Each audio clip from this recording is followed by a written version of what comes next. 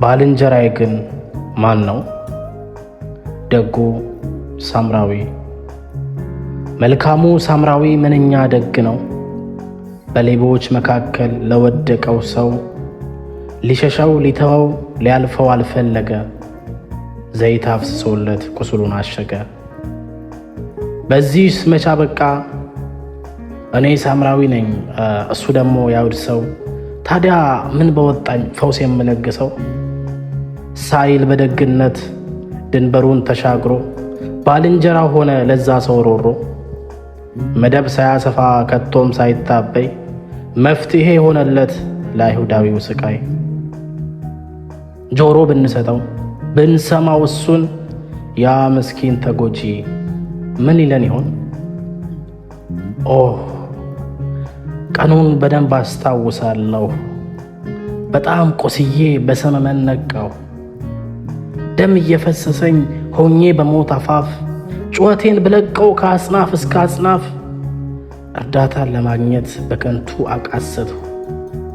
ድነትን ፍለጋ እጅጉን ተጣራ። ያለ ርኅራኄ ሰዎች ያዩኛል፣ ከንፈር መጠው ያልፉኛል። አለፉ ነጎዱ ብዙ ተራመዱ። ፊታቸው ዞረብኝ ለፈውስ ብጣራ። ካህኑም ሌዋዊውም ሄዱ በየተራ። በሐዘን ጩኸቴ ማንም ባይገረም ሳምራዊው ግን መጣ ያደግ መልካም። በዓይኖቹ ፍቅርና ርኅራኄን የያዘ ለእኔ ሲል ከመንገድ የቀረ ቀጠሮ የሰረዘ። የተመለከተኝ ትኩረት የመገበኝ ንቆ ባለመተው ከመሬት ያነሳኝ። በክንዱ ደግፎ በአህያው የጫነኝ በቁስሎቼ ላይ ዘይት ያፈሰሰ። በደጉ ሳምራዊ የልቤ ደረሰ።